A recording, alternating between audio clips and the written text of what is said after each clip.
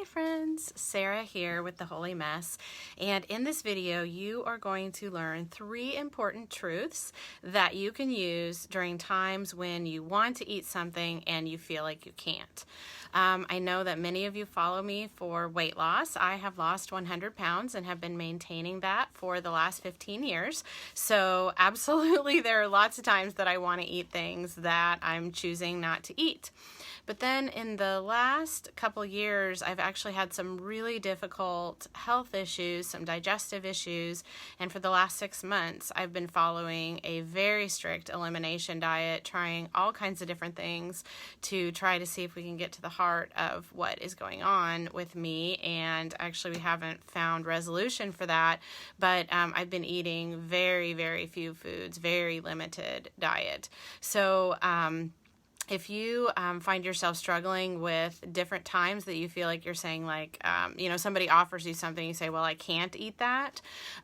This video is for you. That is what I'm going to address today. So whether it is because you're trying to lose weight, whether it is because you know that a food affects you a certain way, if it's because you're diabetic, you have a certain health issue, your doctor's told you, you need to cut back on carbs, whatever those reasons are, let's talk about those times when you find yourself saying, I can't eat that. So first of all, I want you to know that it's hard. This is tough when you see other people around you who are eating certain foods and you feel like you can't have those foods. It's really hard. And I want you to give yourself grace for that and to recognize that it's difficult. It's tough. Food tastes really good, okay? There's lots of really enjoyable food especially in our culture, and it's around us all of the time. So as I'm recording this video, we're just a day away from Christmas. This is like the mecca of food. There's Christmas cookies and ham and cakes and pies and all these things this time of year. It started at Halloween and then we rolled into Thanksgiving and now we have Christmas and then we have New Year's. So for many of us, we're surrounded by food. I, have a relatively large family, teenagers, and there's all kinds of food in my house pretty much all the time, but especially at Christmas. This last weekend, we made Chex Mix and Christmas cookies, and the week before that, we made gingerbread houses, and I didn't eat any of those foods for the first time, for the first year, and it was really difficult. So a few months ago, when I started the elimination diet, I had shared right here on this Facebook page that I was grieving, that it was tough giving up all these foods that I really enjoy. And some of them healthy foods. There are a lot of healthy foods that I'm not eating either because, again, we're trying to get to the heart of what might be going on. I was doing a low FODMAP diet, which means eliminating a lot of fruits and vegetables or eating them just in very limited quantities. So when I said I was grieving, there was someone who posted and commented and said, well, you shouldn't grieve about food. It's not like someone died. And I understand where she's coming from, but I disagree. I was grieving. It was hard. I hurt. Here's the thing, you guys. We don't get to tell other people that their hard isn't hard, or that what they're grieving over shouldn't be grieved over, or that what they're hurting about they shouldn't hurt about. If you're hurting, you're hurting. If it's hard, it's hard. And maybe other people wouldn't feel that way, but for me to give up foods that I enjoy, that it's a pleasurable part of my life, is hard, and I was grieving that. And I feel very strongly that feeling our emotions is the way through them. Pushing them away, saying they don't matter, saying they're insignificant, that's what leads to long-term issues. That's what led me to be 100 pounds overweight, because I didn't want to feel my feelings, and so I ate my feelings. So now, today, because I don't eat for those emotional reasons, I feel my feelings, and sometimes that is grieving, and that's what I was doing during that time. So if this is you, if you have certain foods that you're not eating, that you're choosing to not eat for whatever reason, give yourself grace and compassion that it's hard, it's tough. And if you need to grieve it, feel it, express those emotions in whatever way you need to that is healthy for you and for the people around you, but recognize that it's hard, it's difficult. And then I have 3 things that I have learned along this journey that I want you to take away from this. And, I'm still in this journey. I'm still on this process.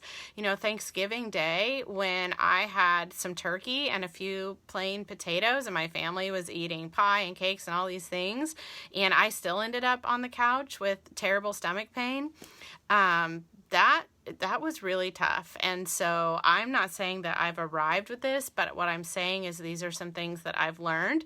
And I think when I get through this someday, and I fully believe that I will be healed from this, that we will find a solution, I might have lots of more good stuff to share with you, but this is what I've learned so far, and I'm walking this with you. So I want you to know that at least you're not alone. I'm walking this journey with you. We're doing it together. So I know that it can feel really lonely when it feels like everyone around you is eating cakes and pies and cookies and all these fabulous things, and you're not. So please know that you're not alone. If nothing else, you have me. I'm here doing it too, along with you, but you're really not alone. Okay, so number 1, whenever you say, I can't eat something, I want you to change that to, I'm choosing not to eat something. And this is a big one that I have really had to work on, because when my family has the Chex Mix, I find myself saying, oh, well, I can't eat that. It has soy in it. It has gluten in it, whatever. It has dairy in it. And instead, what I'm saying is I'm choosing not to eat that. And I know you might be thinking like, no, Sarah, I'm not choosing, I'm not choosing this. I have to do it because my doctor said. Well, guess what? There are lots of people with your exact same condition that are plowing through all the junk food. So yes, you are choosing to do it. Even if you're diabetic, even if you're allergic to it, even if it's, will give you some very serious consequence, you could eat it and live with the consequence, because you're an adult and no one makes you do anything that you don't want to do. So recognize that you're choosing to make this decision not to eat something because you know that it will give you a better long-term result of what you really want. When you say, I can't eat that, you're kind of playing the victim. Oh, poor me, I can't eat that. It has dairy in it. It has too many calories, whatever. Enough of that. You're choosing not to eat it. When you say, I'm choosing not to, that gives you power. That's empowering. That gives you control. So I'm choosing not to. So that's number 1. I'm choosing not to. Don't want to hear you saying, I can't eat that, because you can. Number 2. My business partner, Becky, we together run an online Christian women's weight loss program called Faithful Finish Lines. And we teach women how to lose weight, get to their goal weight, stay there for their life. Awesome program. If you don't know about it, let me know. I'd be glad to give you more information. But one of the things that we teach women there is using affirmations. I have used affirmations. I think they're very powerful. And one of the ones that Becky uses, and I use it now too, is just because it's right for them doesn't mean it's right for me. And truthfully, it might not be right for them either when you see other people eating junk food, but that's not your business. That's their choice. That's not up to you. Just like your food is your business, their food is their business. So, when I see my family, like right now, one of our family traditions is chips and onion dip. I love this stuff, you guys. I could eat buckets of it for Christmas. So when, I see my family eating chips and dip, what I say is, just because it's right for them doesn't mean it's right for me. So whether it's right for them or not, it doesn't really matter. But for today, they have the metabolism, they can handle it. But just because it's right for them doesn't mean it's right for me. So that is an affirmation. I say it to myself in the morning to remind myself. And then when I see other people eating something, just because it's right for them doesn't mean it's right for me. So that's number 2. And then number 3, I encourage you to offer it as a living sacrifice. And I'm going to read for you Hebrews 13:15, and this is what it says.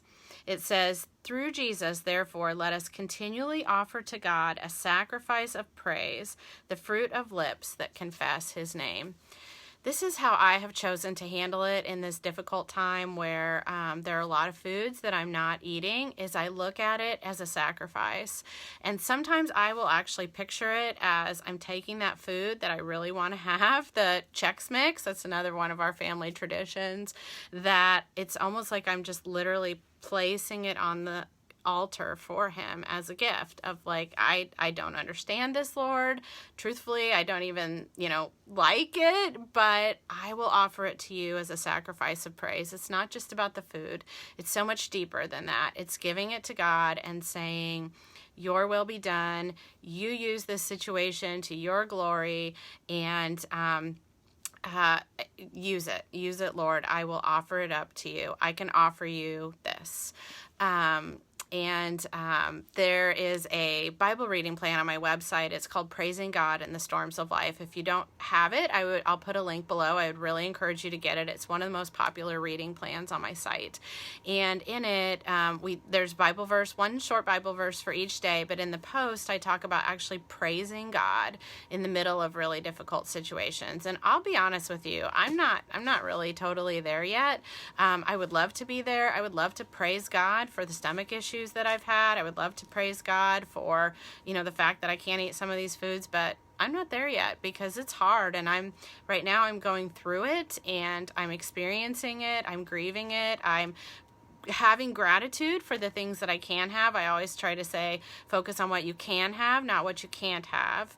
But am I 100% there yet? No, I'm not. But what I am doing is, as much as I possibly can, I continually offer it up to Him. I say, I'm doing my best to be faithful in this situation, and I'm giving it to you.